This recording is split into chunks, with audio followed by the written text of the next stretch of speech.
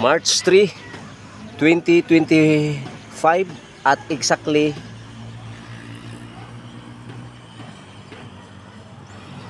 9 o'clock in the morning. I'm here in the overview of Bukidnon. Hello guys, good morning. So I'm from Kibawi, Bukidnon, going to Davao City. But before going to Davao City, I'm here in overview. So 8 o'clock in the morning, I leave from Kibawi, Bukidnon in my home, and 9 o'clock I'm here at the overview of Bukidnon. So thank you Lord for the opportunity once again that I'm here in Bukidnon overview. March 3, 2025 at exactly 9 o'clock. So going to Davao. Saturday, March 1 at exactly 4 o'clock I went to Kibawi. So my objective is going to Davao, Kibawi to Davao. So going to Kibawi to Davao. So salamat Lord for a healthy living, a healthy lifestyle. So witnessing the view of Bukidnon. So the beautiful place of Bukidnon. So I'm here in Bukidnon, and at exactly 1 o'clock I will time in for my work as a senior electrical engineer in PBDC. So our project is in Pambansang Pabahay of Duterte, between boundary of Kalinan and Los Amigos. So 1 o'clock I will time in. So thank you Lord for the opportunity to be here in Bukidnon. So guys, kape-kape muna tayo guys.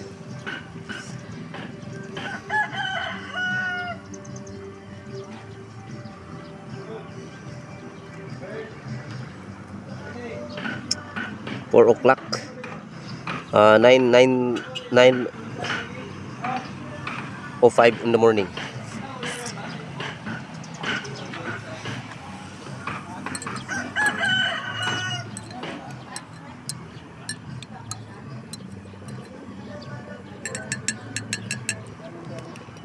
So this year I'll become 60 years old. So 60 years old. October 19, 1965, and October 19, 2025. Exactly 60 years old.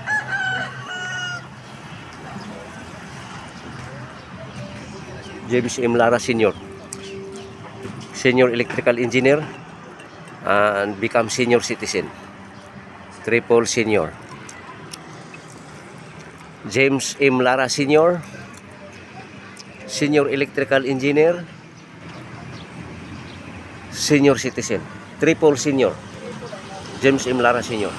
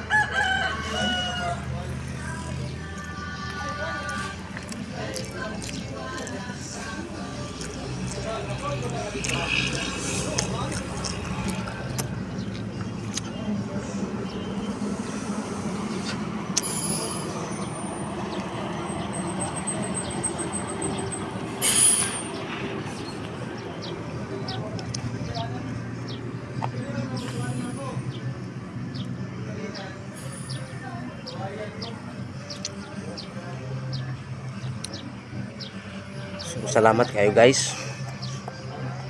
It's my great privilege to be a healthy lifestyle. Let your food be your medicine, and let your medicine be your food. That is my motto. To be a healthy living. Let your food be your medicine, and let your medicine be your food. Salamat guys. Blessed be the name of the Lord now and forever in Christ Jesus. Praise be to God the Father, the Almighty, in the name of our Lord Jesus Christ, by the power of the God the Holy Spirit. Glory be to God the Father, God the Son, God the Holy Spirit, in Christ Jesus. For there is only one God and one mediator between God and men. The man is Christ Jesus. 1 Timothy chapter 2 verse 5. For there is only one God and one mediator between God and men. The man is Christ Jesus. Acts chapter 4 verse 12. Acts chapter 4 verse 12. There is no other name given under heaven, only the name of Jesus Christ, for the salvation of men. Amen. So our salvation is in Christ alone. No one can be boast of the salvation, because this is by grace of God in Christ Jesus. All have sinned. Romans chapter 3 verse 26. All have sinned and fall short to the glory of God. But Romans chapter 6 verse 26, we can find salvation is in Christ alone.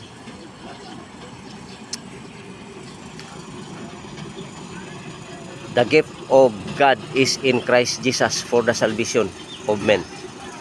So, salamat Lord. Thank you Lord Jesus, Holy Spirit. Salamat Lord. Thank you for everything guys. Thank you. This is my update for March 3, 2025 at exactly 9 o'clock. So, going to Davao. But be going to Davao, before going to Davao, coffee break. Coffee break muna guys. Coffee break.